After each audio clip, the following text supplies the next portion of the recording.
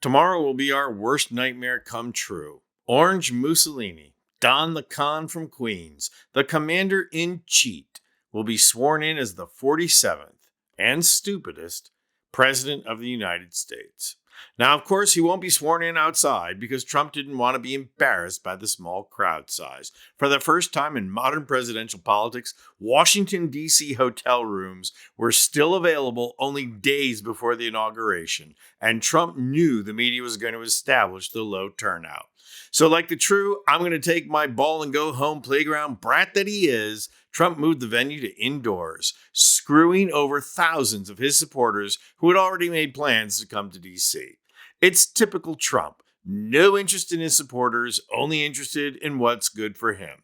But it's not only his supporters that he has no interest in. The fact of the matter is, Trump has no interest in governing. The only reason Trump ran for president was to stay out of jail. Now that he's won, he has about as much interest in governing as Taiwan has in joining China.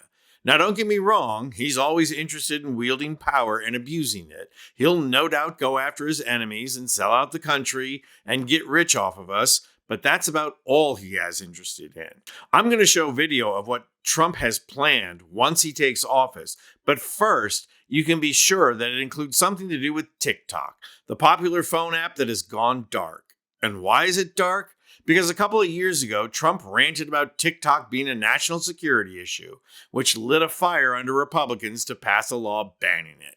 Now, Trump gets to come in and try and save TikTok.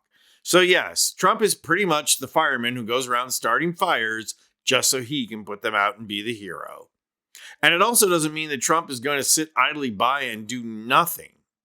Just the opposite. Trump spent the entire campaign lying about Project 2025, but now that he's president, Project 2025 is going to swing into action. Trump also has to do the bidding of billionaire Elon Musk, not to mention Vladimir Putin. And while Trump may be a lazy turd of life, the lizard who learned how to stand on two legs and talk, Stephen Miller, is going to hit the ground running and work very hard to make America white again. Make no mistake about it. The work of undermining our democracy and replacing it with a fascist billionaire oligarchy begins in earnest on Monday, and the mainstream media will do little to oppose it. If anything, the incoming Trump regime is only going to be slowed down by infighting, like the battle between Elon Musk and Steve Bannon, who has clearly fallen out of favor with Trump. In the battle over immigration, Trump sided with Musk, making it clear to Bannon where his priorities are, with money. Trump may have needed Bannon in 2016 when he didn't really have the backing of billionaires, but now he has billionaires standing in line to kiss his tush, and that means Bannon isn't needed anymore. And his cabinet nominations being nothing but a clown show means that Trump isn't interested in governing, he's only interested in abusing power. And that's what's going to get started on Monday. Watch this. Well, President-elect Donald Trump and his team are planning a slate of executive orders to be issued on his first day in office, some of which I'm told are actually expected to be signed by him immediately after being sworn in at the Capitol Rotunda, but then more as well to be issued later in the day. Now, one of the biggest issues that some of these early orders are going to be focused on, I'm told, is all about immigration. Now, Donald Trump has promised repeatedly throughout his time on the campaign trail to try and round up illegal immigrants in this country and deport them. And that's exactly what some of this early action is going to look like. We're told that you should expect ICE raids through major metropolitan cities, sweeps through cities like Washington, D.C., Chicago, and Denver. And Donald Trump actually addressed some of this in an interview with NBC on Saturday. He said essentially that he wants to begin very early, very quickly with some of these actions in some of these cities, but wouldn't say exactly where. Now, some of the other actions we're told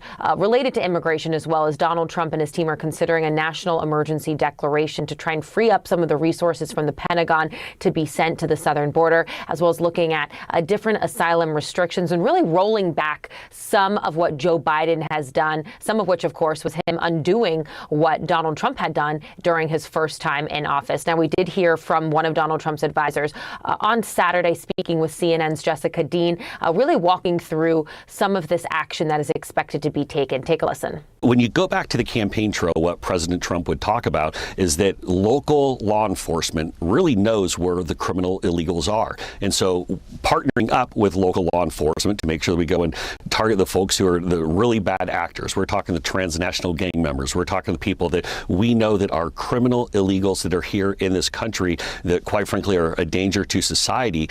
Now, you heard Miller tell Jessica there that really one of the big focuses is going to be on targeting illegal immigrants who have committed crimes in this country. That is definitely a big focus, I'm told, for Donald Trump on day one. But not all of those early executive orders are going to be focused on immigration. I'm told there's also going to be some orders focused on trade and the economy as well as energy. So a lot that Donald Trump is planning to do on day one, just shortly after being sworn in. And all these things CNN is talking about is really only the tip of the iceberg.